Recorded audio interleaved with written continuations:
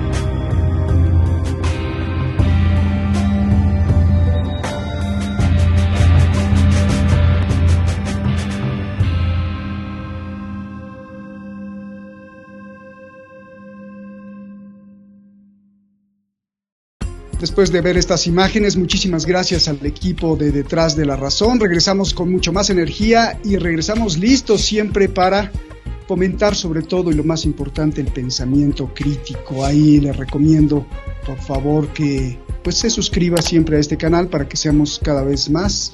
Es lo único que se puede hacer para apoyar este gran movimiento que se llama desde hace 9 años Detrás de la Razón y que sigue construyendo conciencias a pesar, y se lo vuelvo a repetir y le vuelvo a agradecer, a pesar de que nos han borrado canales con cientos de miles de seguidores. Nosotros volvemos otra vez a levantarnos y eso es gracias nada más que a usted. Vamos directamente con nuestros invitados para hablar justamente de lo que está pasando en el planeta.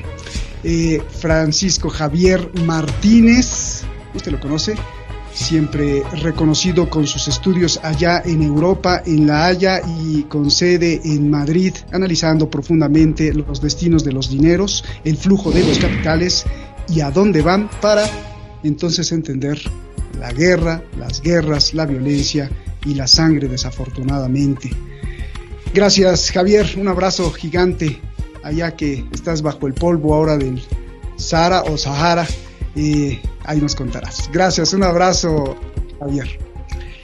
Y tenemos también a otro intelectual muy importante, reconocido también en Europa, caballero incluso en Francia, por todos sus estudios, con gran embalaje de la antropología y la sociología, que creo que es muy prudente que nos explique ahora también qué es lo que está pasando. Gracias a los dos, ya los veo ahí en la pantalla. Gracias, Fabián, gracias, Javier. Javier, comienzo contigo.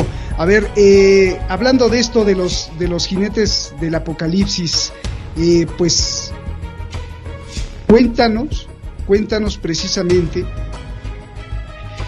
cómo ves las consecuencias económicas y sociales de esta escalada bélica que además no para de alimentarse, por favor. Muy bien traída la metáfora, la imagen de los jinetes del apocalipsis, porque la guerra nunca camina sola. Viene acompañada de la miseria, del hambre, de la carestía, del dolor. Solo a título de ejemplo, y empezaría ciñéndome a lo más pequeño dentro del análisis macro que quiero hacer, a España. La luz sube un 80% en 12 meses, hay que tener preciso bien los términos, 12 meses, no ahora. La gasolina sube el 52%, el gas natural un 12%, el butano un 30%, los aceites para consumo doméstico un 30%, pastas alimenticias un 20%, la leche un 9%, el arroz un 9,5% y harinas y cereales un 11,7%, por poner una panoplia. El petróleo Brent, que ha llegado hasta los 140 el 7 de marzo, hoy estaba en torno a 100.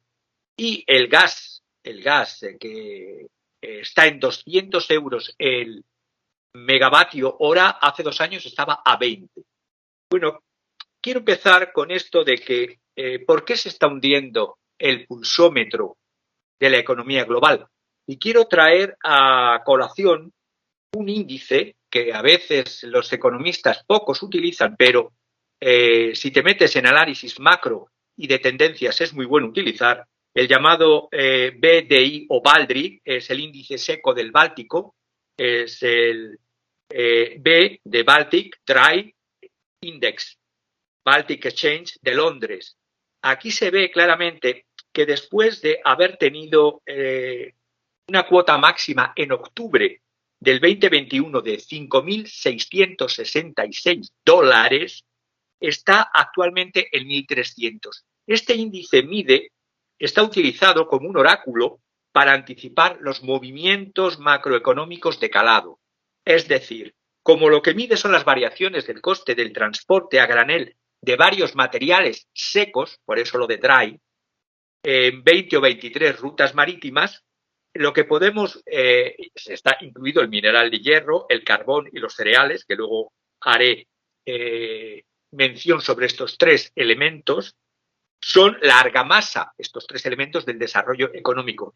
Hay que tener en cuenta que después de la guerra comercial de septiembre del 2019, que empezó el presidente Trump, segundo, los cierres de pandemia y los experimentos, y digo bien la palabra, con la pandemia.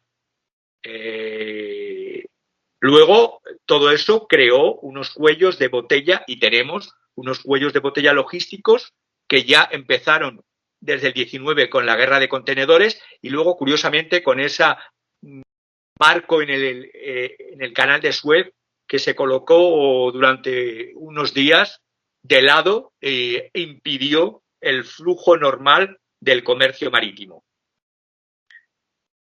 ¿A dónde voy? Con este DRY, con este índice seco del Báltico, estaríamos viendo, a pesar de que hoy esté en 2.727, se ha estado moviendo, repito, entre 5.666 a una caída brutal a 1.300 y ahora en 2.700, pareciera recuperarse.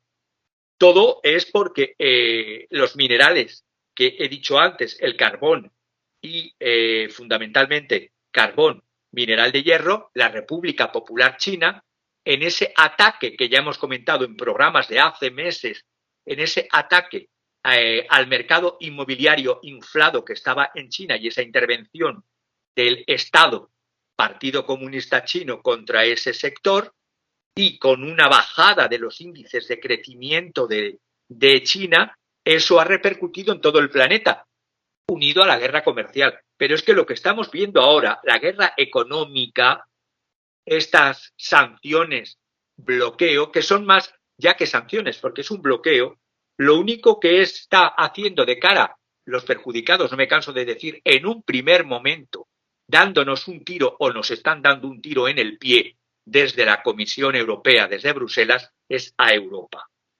Y las sanciones a Rusia, estoy pensando, las sanciones que se hicieron en el momento de la toma de Crimea hace ya unos años, repercutieron un 20-80, es decir, a Europa nos perjudicó en torno a los 100.000 millones de dólares y a Rusia le perjudicó los 50.000 millones de dólares en esa proporción.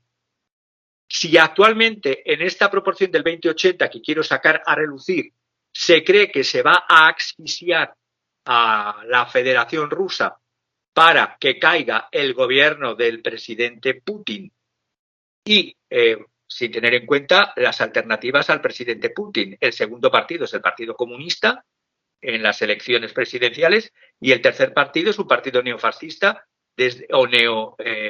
neofascistas desde los años 80, que ya escribían en un grupo llamado Pamiat, que es el de Zirinovsky.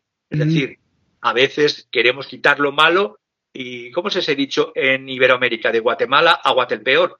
Mándale.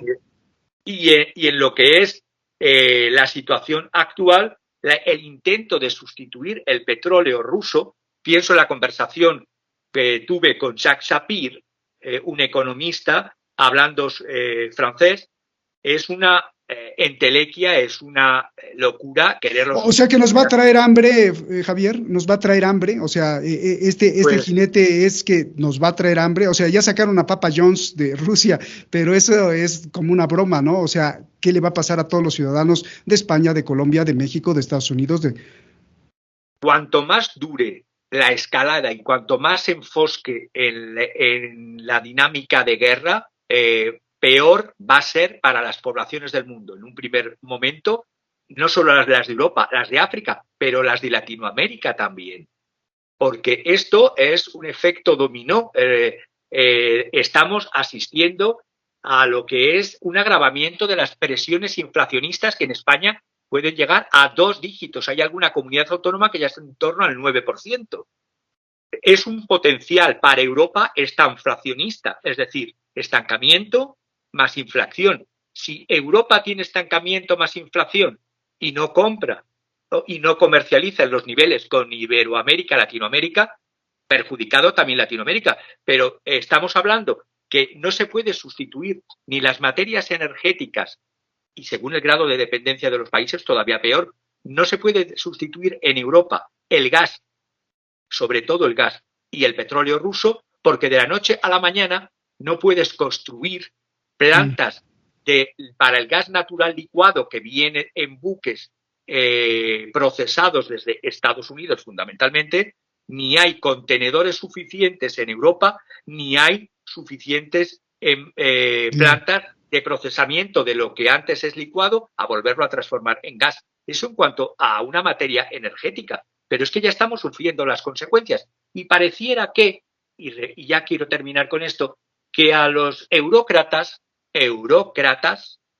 de Bruselas, pues en la última cumbre en el Château de Versailles, en el Palacio de Versalles, el último día, recuerdo que me comentaban el menú. Y es curioso que en el menú, estando en una situación de casi de hambruna en determinadas partes del planeta y de carestía en otras partes del planeta y de pobreza energética y pobreza real en Europa. Ensalada pues, rusa, ¿no? Había había caviar ruso o iraní. No entiendo de dónde vendría, porque la reina de Inglaterra sigue pidiendo su vodka de Rusia. Pero había 72 botellas de Chateau Petrus Pomerol, que tienen unos precios que lo pueden consultar, lo que es una botella de Chateau Petrus.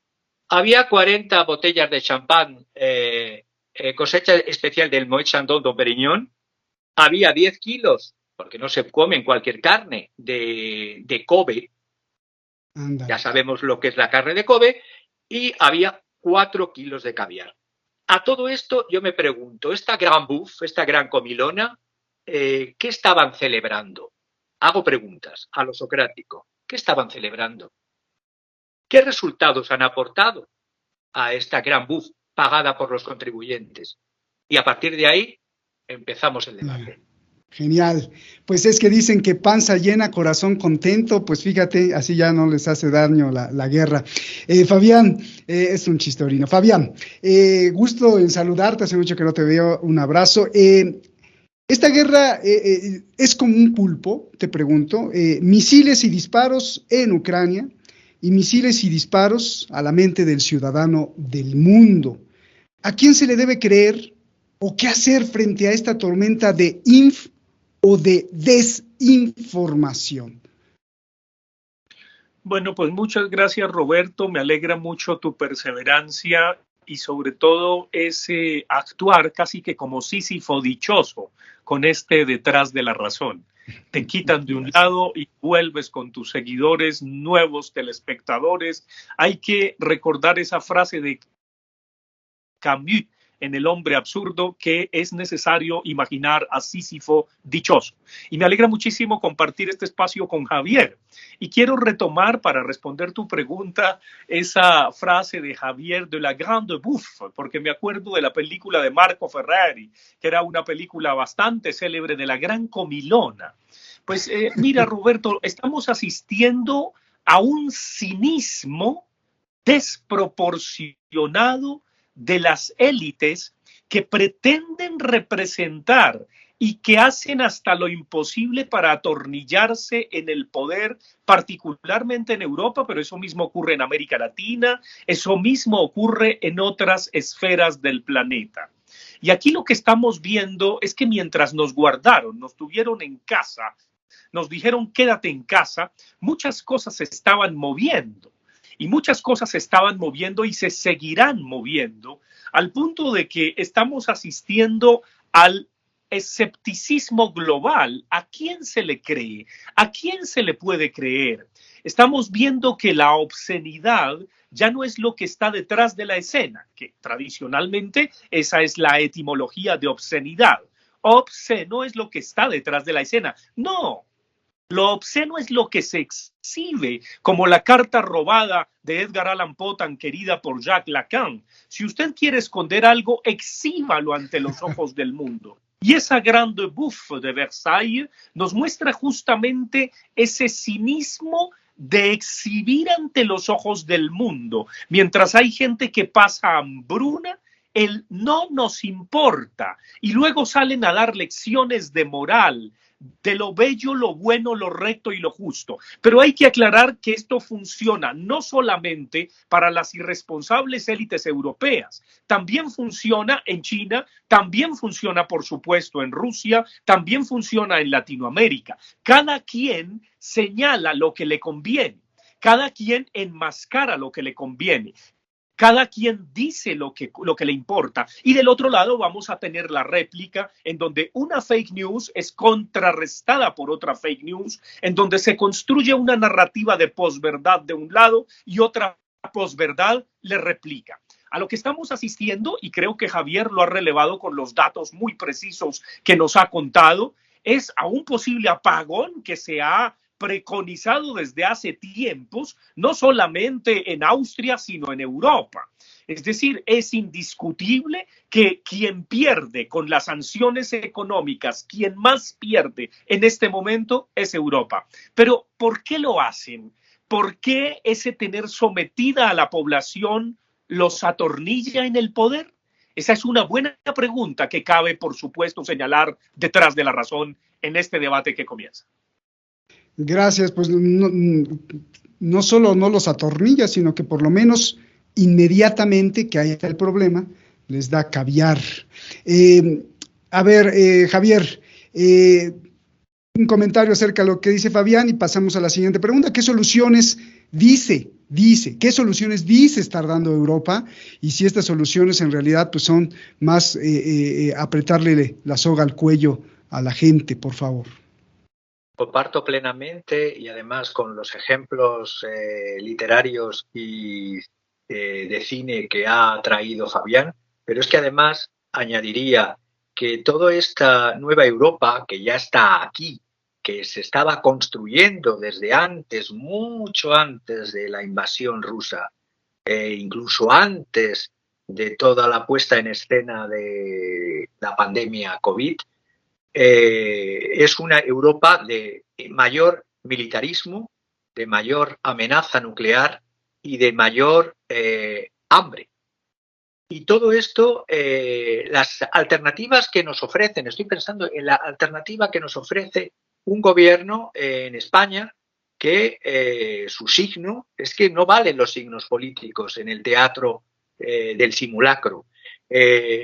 Un grupo político que gobierna bajo el nombre de socialistas, Izquierda Unida y Podemos, es decir, supuestamente un grupo que se posiciona en la izquierda del arco parlamentario y se propone, dicho por el presidente de este gobierno, de esta administración pública, una economía de guerra y un pacto de rentas. Y así se nos vende y así se van a reunir la próxima semana. Es decir, en este tsunami de eclosión de militarismo, en este tsunami de tiro en el pie que se están dando la Unión Europea, quien tiene que pagarlo, quien tiene que pagar las sanciones y el coste económico y social de las sanciones es la población.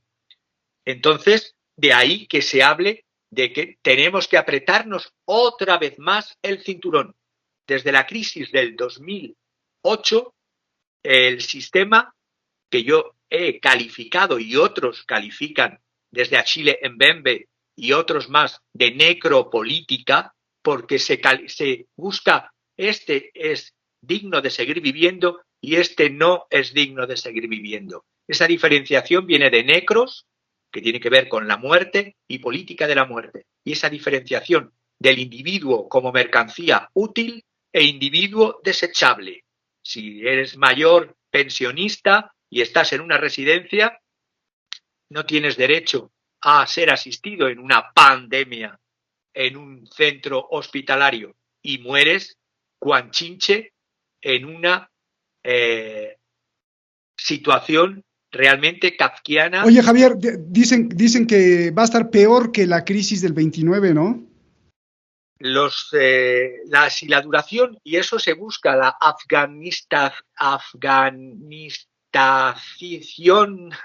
Organización. o que la situación de Ucrania devenga un pantano tipo Afganistán para las fuerzas ruso y ucranianas. Por eso se busca la paz y se hace un fondo europeo para la paz y se le denomina con ese nombre, pero es para vender y dar armas. Por otra parte, desde la Unión Europea jamás ha existido, porque está violando los tratados, como tal Unión Europea se dan fondos para dar armas. La Unión Europea no fue creada para transmitir armas en un conflicto, más aún cuando este conflicto, ahora ya internacional, de dos naciones y demás, porque ahí está también la OTAN, desde el último ataque que ha habido por parte de las fuerzas rusas a el cuartel de entrenamiento de las fuerzas militares y paramilitares que tenía la OTAN en territorio ucraniano cerca de la frontera polaca, que luego ha sido respondido por las fuerzas extremistas de Ucrania con un ataque con misil de racimo sobre el territorio de la capital de Donetsk, es una escalada más. Cuanto más dure la escalada, más empantanamiento, más enfangarse en una situación de guerra tipo Afganistán y por ende la situación de